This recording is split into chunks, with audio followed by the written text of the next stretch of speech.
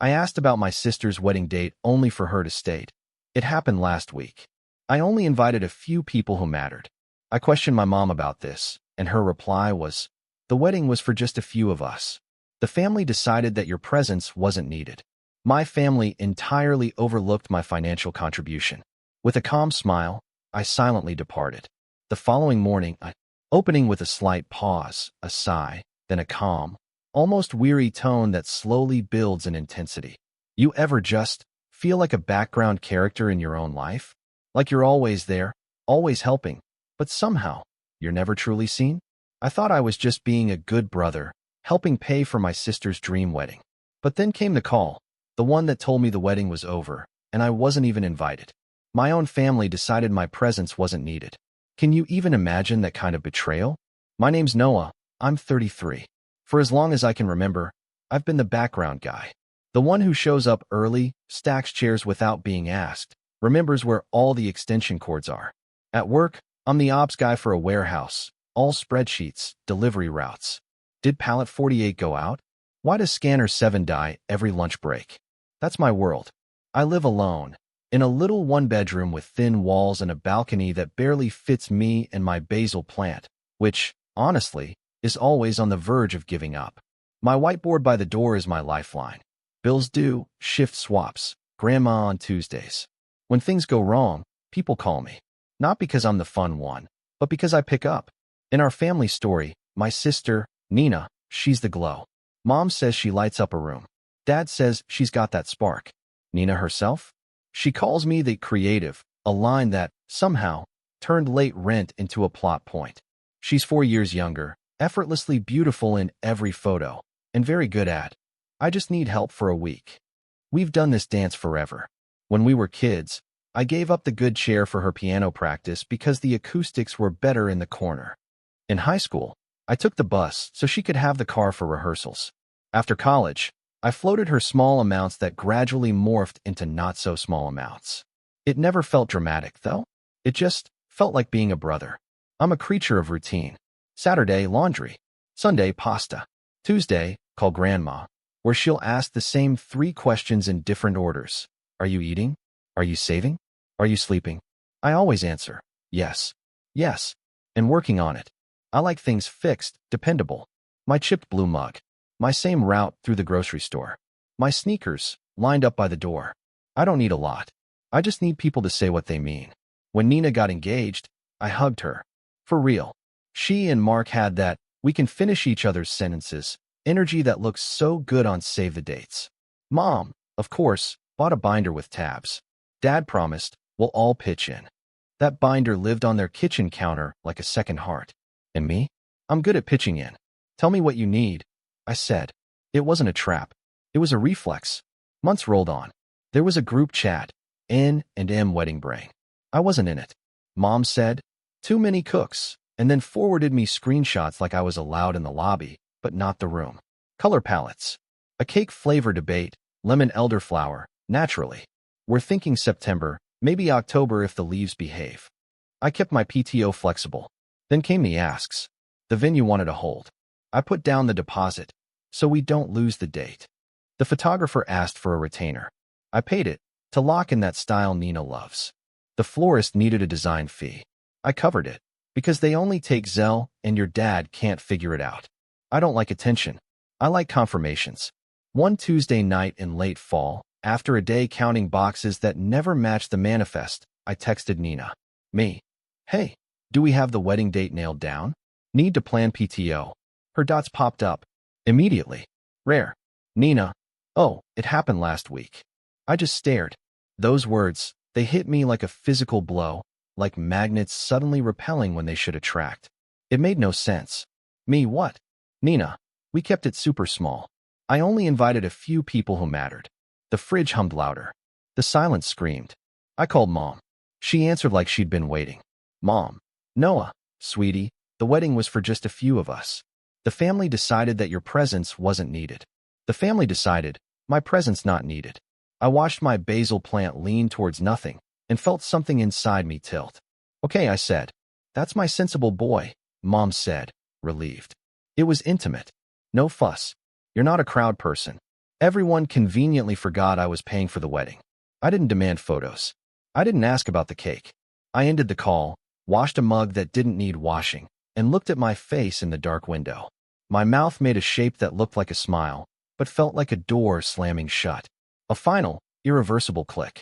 The next morning, I woke before my alarm, made coffee I didn't taste, and wrote a list in block letters, because lists are how I keep from spinning. Go to work. Don't argue. Check contracts before the money. This is how we got here, through a million tiny scenes that added up. When we were little, Nina got the front seat because she got car sick. I got, "You're such a helper." At 11, she ran through the back door, clipped the kitchen cabinet with her backpack, cracking the hinge. Mom kissed her head and handed me the screwdriver. "You're better with this," she said. At 16, Nina clipped the driveway curb and blew a tire. I took the blame, because you're better with Dad when he's mad. At 19, she needed a temporary place, used my old room, turned my desk into a vanity because I need good light. Money was a constant stream. Senior year, my laptop died. I pulled diner tips for months and bought a refurbished one. When her phone cracked, Mom put a replacement on my card because you'll get the points. When she moved into her first apartment, I co-signed the lease. When she moved out, I paid $412 in repairs because the deposit didn't cover it, and the manager is a jerk. Parking tickets? Can you handle it? They won't boot my car if it gets paid today. $40 here, $95 there. It's just until Friday. A Friday that slid to Monday. Then to, "I'll make it up to you, promise." I told myself it wasn't a big deal. I told myself I was buying quiet. Then came engagement season. Mom, she's a project manager when a party is on the line. Spreadsheets with color codes. She drafted people like a coach. We all do what we can. Somehow, what we can always landed on my line. 2 months in, I'd covered the venue hold for $1,500. The photographer retainer, $1,000. The florist design fee, $600. And the city park permit for photos, $120. Mom called each one temporary. Dad said, "We'll square it later." Later is a word with infinite stretch in our house. If I had been in the room, maybe I would have kept nodding, but they cut me out like a smudge on a picture. After I said, "Okay," to Mom, I opened my email, scrolled to the contracts, and I read them like a person finally looking at the thing he's been bumping into in the dark. Venue. Deposit non-refundable. Remaining balance due 7 days pre-event. Contract holder me. Secondary contact, Mom. Photographer. Retainer non-refundable. Balance due on gallery delivery. Billing contact, me. Florist. Design fee credited toward balance. Remainder due on pickup date. Contact. Mom, but card on file. Mine. Planner. For efficiency, we have your card for any incidentals day of. I closed the laptop. Just sat there. The basil looked tired. So did I. I went to work, because that's what I do. Counted boxes. Answered, "Did pallet 48 arrive?" With "We're still short 3. Ate a banana in the break room and pretended it was fuel. At lunch, my phone buzzed. "Mom, we're so grateful you handled the deposits. We kept things tiny, but there were a few upgrades. We'll need to clear balances this week. Venue, flowers, bar, etc. You can put them on your card and we'll reimburse after the holidays." After the holidays, the phrase that means, after you stop asking me. I wasn't invited. Don't start. Don't make this about you. Then Mark, my new brother-in-law, texted from an unknown number. "Hey man, really appreciate all you did. We were going for a vibe. Hope you understand. Send me your Venmo for like drinks or something. Like drinks or something. A tip for my own exclusion." I laughed. Loudly. In the break room. The guy from returns asked if I was okay. "Family thing," I said, and he nodded like that was a full diagnosis. By 3 p.m., the planner emailed. A friendly bomb. Subject, final payments, Nina and Mark. Bullet points in bold. Venue balance, $9,900. Florals balance, $2,150. Bar extension / mid-reception add-on, $1,280. Photography balance, $2,300. As we have your card on file, we will process by 10 a.m. tomorrow unless otherwise instructed. There it was. A clock.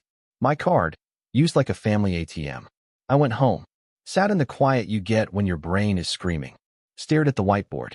In the corner, in small letters, I'd written, Condo Fund, $47,800.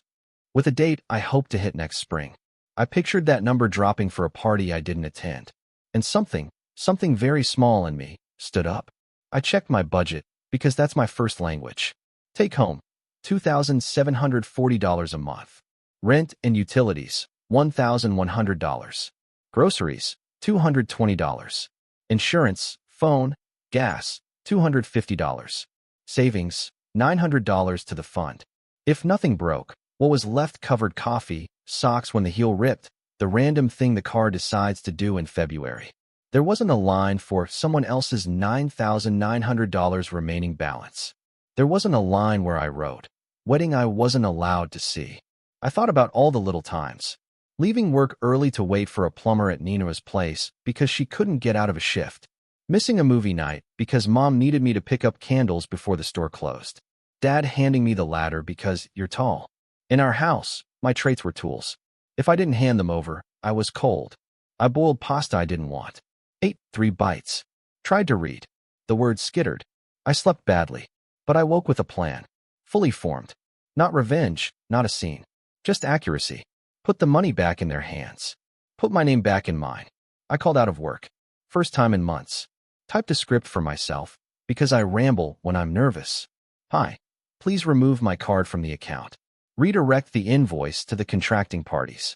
Any charge after, timestamp, is unauthorized. I practiced the tone in my kitchen, holding the phone to my ear, talking to nobody. I sounded calm. That felt new. I texted Mom. Stopping by Sunday at 12 o'clock. Mom, lovely. Bagels. Me, sure.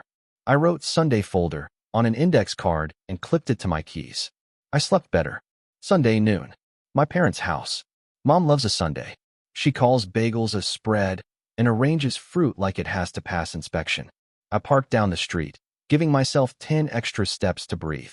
When I walked in, the house smelled like a florist learned to cook. Leftover wedding bouquets and vases on every surface. A glittery card on the mantle, to the bride and groom. A stack of favors, tiny jars of honey labeled N and M, sweetest day. I stood there and felt nothing for the honey. Mom kissed the air near my cheek. You look tired, she said, which is her version of, please be pliable. Dad said, help me move the table to the patio, without waiting for me to answer. Nina strolled in, wearing a sweatshirt that said wifey. She glowed. She gave me a nod, the way you nod to someone you recognize from a waiting room. Hey, she said. Hey, I said. We sat. Bagels, cream cheese, lox fan like someone measured it. Nobody said sorry. Nobody said, we should talk. The weather did a lap of the room first. I placed a slim folder on the table. My hands didn't shake. I brought something, I said. Mom's smile wobbled. Oh, it's the balances for the wedding, I said. The vendors have been using my card. That stops today. I've asked them to invoice you. Mom blinked like I'd turned the TV off mid-sentence. Don't be dramatic. Dad frowned. We said we'd reimburse you. When I asked, I said, looking at him. Dad opened his mouth, then shut it. Nina said, her jaw tight. We literally just got married. Can you not ruin the day? Your day was last week, I said. Today is mine. Mom went sugar over steel. We made it small because we didn't want stress. You don't like crowds. We spared you. It's personal, I said, my voice calm but firm. Because you told me I didn't matter enough to be there, and then you told vendors I mattered enough to fund it. She flinched. Dad studied his coffee like it could offer a script. I slid the folder across. Venue balance, due tomorrow. Florist by Wednesday. The bar extension was charged to my card without authorization. I've reversed it. I've frozen the card. If vendors need payment, give them your card. Nina's voice sharpened. You're being petty. I shook my head. No, this isn't about revenge. This is about closure. The room paused. Even the refrigerator took a beat. Mom's eyes filled. Fury dressed as sadness. After everything we've done for you. I kept my voice even. Like handing me tasks and calling it love? Dad slapped his palm on the table. Watch your mouth. Watch your boundaries, I said. Nina laughed. Quick and mean. You paid some deposits. Big whoop. Mark's cousin handled the DJ. People contribute. People contribute to events they're invited to, I said. Mom stood so fast her chair scraped. If you walk out now, don't come back for Christmas. I'm not walking out, I said. I'm leaving. Nina threw one more pebble. Fine. We'll pay you later, like Dad said. She made air quotes around later. She thought the shape of her fingers would wound me. Later isn't a date, I said. But okay. Mom followed me into the hallway. Noah, be reasonable. You're making me the bad guy. You made a choice, I said, my hand on the doorknob. I'm making mine. She reached for my arm, then let it drop. You're ungrateful. I'm done being invisible, I said. I stepped onto the porch. The day was cold and bright. My phone buzzed. Unknown number. I let it ring. Dad called after me. You'll regret this, like he was ordering from a menu. I sat in my car and let the heat run until I could feel my fingers. Then I drove home. To the basil plant that might live or die, but would be mine either way. The fallout wasn't an explosion. It was a lot of small sounds. 10:08 p.m. Planner. Hi, Noah. We saw your note. Can you please provide an alternate card? My reply. Use the bride or her mother. Remove my card. 1:27 p.m. Venue. Remaining balance due tomorrow. Confirming payment method. My reply. Not me. Contact mom's email. Remove my card. 2:02 p.m. Florist. We have a card ending in 7721 on file. Keep. My reply. That's mine. Remove. Use mom or Nina. 2:40 p.m. Bank alert. Attempted charge $1,280. Premium bar extend. I called the bank. Flagged it as unauthorized. Requested a new card. Hold music. A flute that sounded like a hallway. I stayed on the line. Answered 3 security questions and one that felt like a riddle. The rep said, we'll overnight the replacement. I said, thank you, and meant it like oxygen. 3:15 p.m. Mom called. Voicemail. We are humiliated. You embarrassed us. The venue thinks we're deadbeats. 3:17 p.m. Dad called. You're acting like a child. 3:22 p.m. Nina texted. Mark says just pay it, and we'll send you like $500 this week. Me, no. Nina, you're enjoying this. Me, I'm tired. 4 p.m. I wrote one email to all vendors, CCing Mom and Nina. Subject, billing contact change. Noah removed. Body, effective immediately. Remove my card and name from all accounts related to Nina plus Mark's event dated date. Send all invoices to Mom's email and Nina's email. Any charges made to my card after timestamp are unauthorized. Noah. Clicking send felt like setting a heavy box on the correct shelf.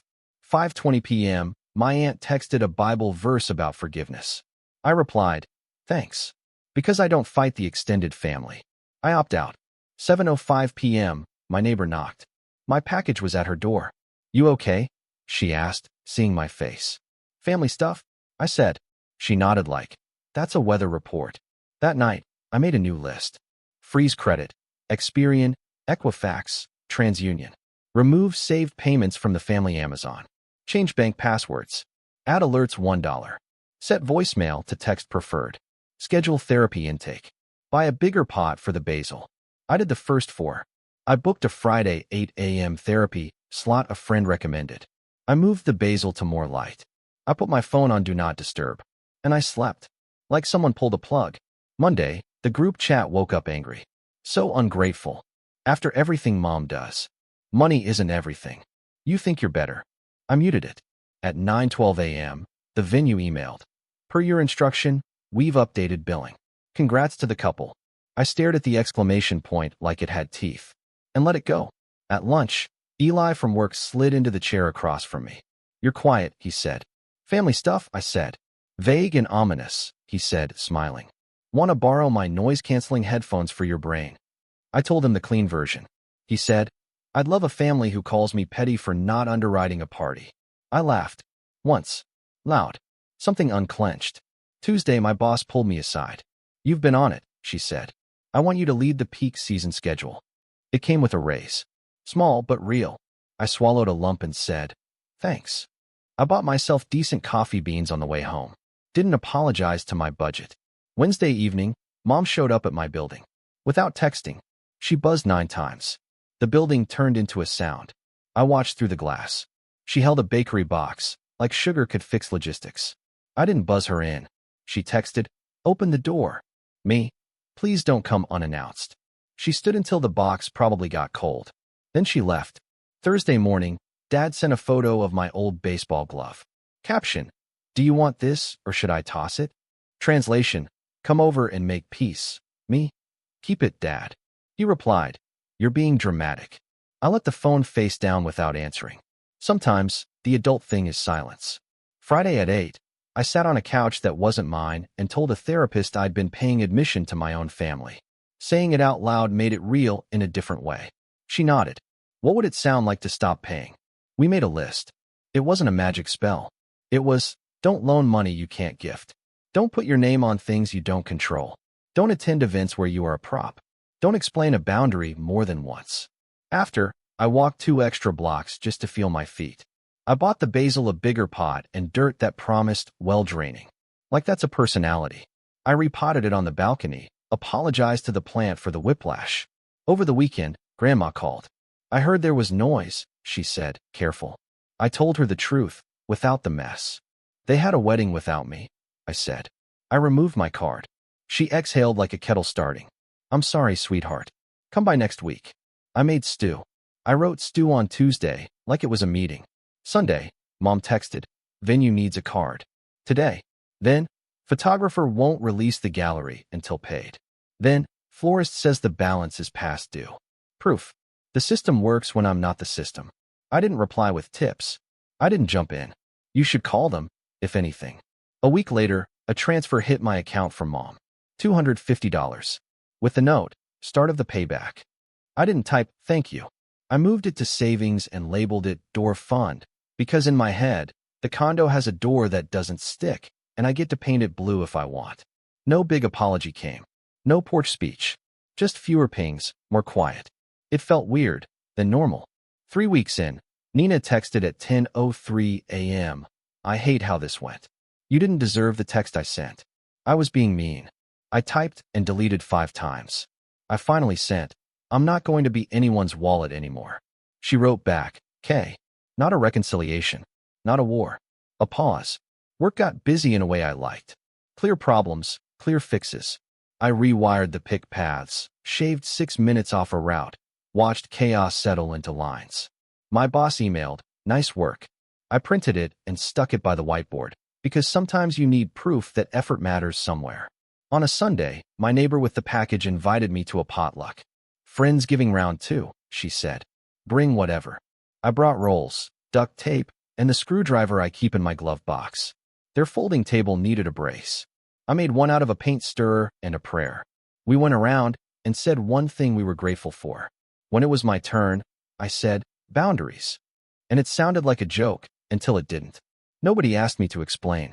On Tuesday, I took Grandma's stew and fixed her cabinet hinge for the 3rd time. It keeps loosening, she said. Things do, I said. She patted my hand. Tighten them again, she said. We watched a game show and made fun of the commercial where a guy proposes with a burger. When I left, she handed me a bag with Tupperware and said, don't forget your containers. Like, that's our love language. A month out, Mom sent $200 for the florist. And a separate text, we miss you. I stared at the sentence. It looked like a picture of food. Pretty, not filling. I replied, thank you for the transfer. She sent a photo of Nina and Mark cutting a second cake with friends. I put my phone face down and watered the basil. On a Thursday, I said no to a request without sweating. Nina, can you wash the dog this weekend? Me. No, I have plans. My plans were laundry and quiet, but they counted. She sent a thumbs up. The world didn't crack. I made pancakes on Sunday, just because I wanted to use the syrup that's been in my cabinet since 2022. I burned the first one and ate it anyway. For weeks later, I opened my credit report and checked for inquiries. Clean. I exhaled a breath I didn't know I'd been holding. I put a reminder for 6 months from now to check again. I wrote, Basil likes mornings on a post-it and stuck it to the balcony door like I was trying to convince myself and the plant. There was no grand reckoning, just a quieter phone and a stronger spine. It was enough. I kept waiting for thunder. Closure showed up like a click. Here's what it looks like up close. I say no faster and softer. No, I won't co-sign. No, I can't put that on my card. No, Sunday's not good for moving tables. I don't attach a paragraph of apology. I don't turn my communication into a debate. I can lose. Mom texts coupons. I say thanks, or nothing. Dad sends dog videos where a golden retrieves groceries. I send a laughing face emoji because the dog looks like it pays its own bills. Nina sends a meme every other week. We're not fixed. We're functional. At a low volume. I answer Grandma every Tuesday and tell her about the basil. She says every time, maybe it wants a friend. Like I should buy a second plant so the first one has someone to talk to. I taped an index card inside my mug cupboard. It says, I will not fund a seed I'm not offered. I will not let family be a password to my wallet. I will not explain a boundary more than once. I will build the life I pay for. It's not poetry. It's a checklist I see when the kettle starts to sing. I still show up early. I still stack chairs when I'm invited. I still fix hinges when someone says, please, and means it. I still leave before the photos sometimes, because I like my bed and quiet more than small talk. The difference? I do those things by choice. Not because someone wrote my name next to a task and called it love. I don't know if Nina will ever say, I'm sorry we cut you out. I don't need it to keep moving. The apology I needed was the one I finally aimed at myself. You weren't cruel for saying no. You were careful. The story I tell myself changed. Not a plot twist. A new sentence. This isn't revenge. It's closure. It's the lock turning on my side of the door. It's a basil plant that might live, might not, but belongs to me either way. It's a blue door in a place I don't own yet, but I'm walking toward it. One quiet no at a time. My name is Noah. I'm 33. Older brother. Background guy. But now, I'm not a wallet. Not a villain. Just a person who learned that no is a complete sentence, that later isn't a date, and that the next morning, I chose me. And I kept choosing me. Until it wasn't a moment anymore. It was a life. Have you ever had to draw a line in the sand with your family, even when it hurt? What happened next? Let me know in the comments below. I'm really curious to hear your stories.